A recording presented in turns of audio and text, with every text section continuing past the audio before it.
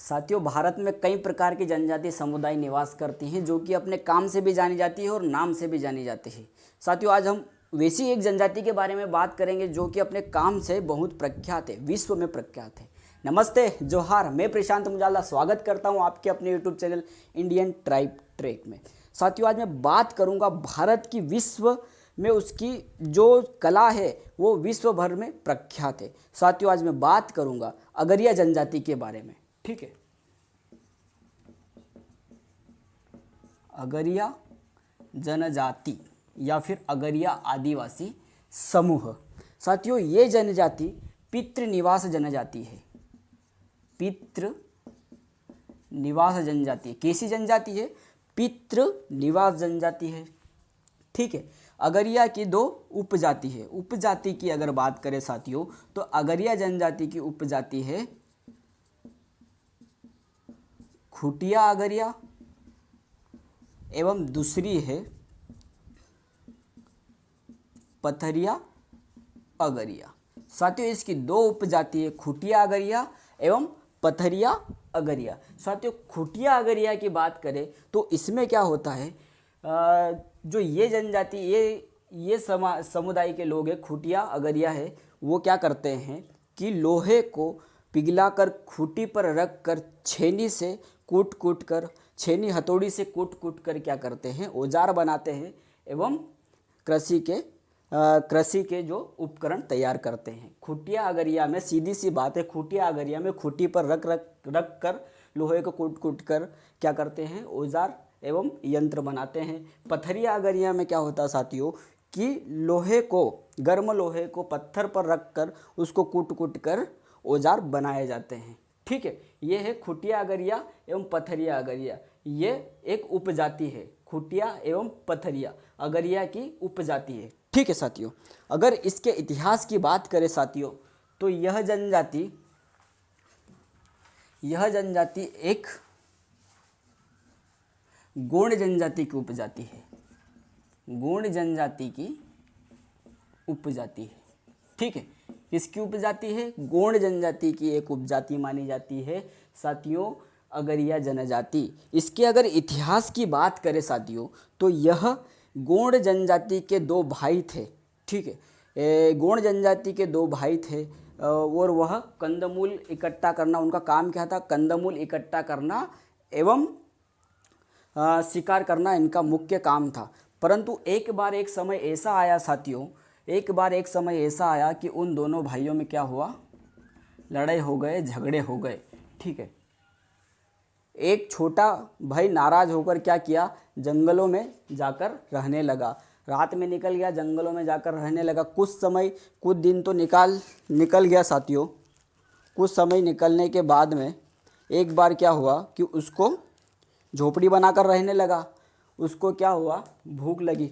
ठीक है, भूख लगने के बाद में क्या हुआ कि उसने क्या किया, आग जलाई। ठीक है, जो छोटा भाई था उसने क्या किया, आग जलाई और आग जलाने के बाद में वो कंदमूल ढूंढने चला गया ताकि वह उनको भूंज के खा सके, अपनी भूख को मिटा सके। परंतु उस दिन क्या हुआ, उस रात में क्या हुआ कि उसको कंदमूल नहीं मिलने के कारण वह बहुत क्रोधित हो गया, भूख के मारे वह परेशान हो गया था। उसके बाद में वह झोपड़ी के पास में आया, जहाँ पे जंगल में उसने झोपड़ी बनाई थी उसके पास में आया और गुस्से में आकर आग पे कुछ पत्थर फेंक के, कुछ पत्थर रख कर वह सो गया। ठीक है, सोने के बाद में वह सुबह जब उठा तो वह पत्थर क्या हुआ, लोहा बन गए। जिसने उसको डाला था आग में, वह लोह अयस्क के पत्थर थे और वह लोहा बन गया। और छोटे भाई ने क्या सोचा कि अब यह उसके जीवन जीने की एक वो बन गई थी, उसकी रोजी रोटी बन गई थी। लोहा बन गया था, वो समझ गया था कि इससे अब वो कुछ भी कर सकता है, लोहे के अलग अलग प्रकार के औजार बना सकता है। इसी कहानी के चलते गोंड का छोटा भाई भी इन्हें कहा जाता है। अगरिया जनजाति को गोंड का छोटा भाई भी कहा जाता है। ठीक है साथियों, और उस छोटे भाई की तब से उनके वंशज क्या कहलाने लगे, उस छोटे भाई के वंशज क्या कहलाने लगे, अगरिया कहलाने लगे। ठीक है, अगरिया कहलाने लगे। छोटे भाई के वंशज अगरिया गोंड जनजाति के छोटे भाई के वंशज क्या कहलाने लगे, अगरिया कहलाने लगे। इनके खान पान की साथियों बात करें,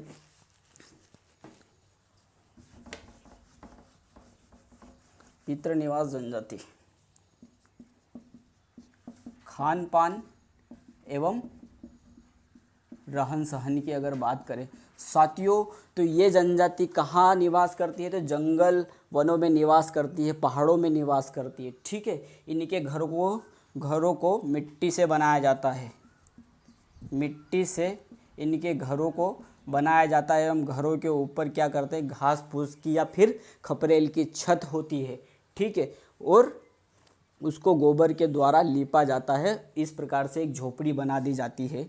ठीक है साथियों, झोपड़ी बना दी जाती है और उनके घरों को इस प्रकार से बनाया जाता है। इस प्रकार से बनाने के बाद में उनके घरों में 3 से 4 कमरे होते हैं साथियों। कितने कमरे होते हैं इनके घरों में, 3 से 4 कमरे होते हैं। एवं महिलाएं क्या करती है, उनको गोबर के द्वारा उनके घरों को लीप कर रहते हैं। ये जनजाति कोदो, कुटकी, मक्का एवं उड़द, कोदो, कुटकी, मक्का एवं उड़द व मूंग की दाल और मौसमी जो सब्जियां होती हैं वह एवं बरसात के मौसम में मछलियां को मारकर खाती है। ये जनजाति मांसाहारी भी है और महुए की शराब बनाकर भी ये जनजाति क्या करती है, पीती है। अगर यह जनजाति की बात कर रहे हैं। ठीक है साथियों, आप सभी को पता है कि साथियों हर जनजाति अपने आप में एक ऐतिहासिक प्रमाण छोड़कर जाती है, ऐतिहासिक प्रमाण रखती है। साथियों इसके अगर व्यवसाय की बात करें, साथियों व्यवसाय की बात करें तो आपको पता ही ये लग गया होगा कि ये जनजाति लोहे को बनाने का काम करती है। किससे, लौह अयस्क से लोहे के औजार बनाने के काम करती है। ठीक है, इसमें इनके घरों को क्या कहा जाता है, धधकती भट्टी भी कहा जाता है, धधकती भट्टी भी कहा जाता है। इनके घरों को धधकती भट्टी भी कहा जाता है। एवं अगर यह जनजाति की हम व्यवसाय की बात करें साथियों, व्यवसाय की बात करें तो यह लौह अयस्क से लोहे को बनाने का काम करती है। इसमें क्या होता है साथियों कि लौह अयस्क को क्या किया जाता है, कोयलों में ढककर 3 से 4 फुट ऊंची भट्टियों में, ठीक है, 3 से 4 फुट ऊंची भट्टियों में रखकर गर्म किया जाता है। एवं महिलाओं के द्वारा चमड़े की क्या होती है, चमड़े की क्या होती है साथियों, महिलाओं के द्वारा चमड़े की धोकनी होती है। ठीक है, चमड़े की धोकनी होती है, उस पे पैर रखकर क्या किया जाता है, हवा दी जाती है ताकि वह शुद्ध लोहा प्राप्त कर सके। साथियों इनके द्वारा बनाया जाने वाला लोहा विश्व भर में प्रसिद्ध है, विश्व भर में प्रसिद्ध है। अगरिया जनजाति के द्वारा बनाया जाने वाला लोहा विश्व भर में प्रसिद्ध है। यह इस लोहे में क्या होता है, जंग नहीं लगता है। ठीक है, तो ये तो हो गया साथियों। इसके बाद में वह लोहा तैयार होने के बाद में उनको गर्म लोहे को निकाल कर क्या किया जाता है, अलग अलग प्रकार के औजार बनाए जाते हैं और उनको अनाज के बदले में या फिर रुपयों के बदले में मार्केट में सेल कर दिया जाता है, किसानों को सेल क्या कर दिया जाता है, बेच दिया जाता है। ठीक है साथियों, इसके अलावा वह जिनके पास खेती होती है वह लोग खेती भी करते हैं। ठीक है, खेती भी करते हैं। साथियों इनके लोकगीत की अगर हम बात करें, लोकगीत की अगर हम बात करें तो कर्मा गीत, ददरिया और सुवा गीत। ठीक है, लोकगीत कर्मा गीत, ददरिया गीत, ठीक है, और सुवा गीत।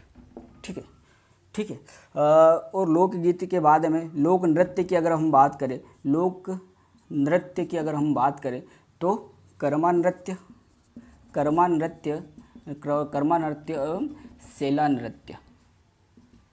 नृत्य एवं विवाह के समय विवाह नृत्य।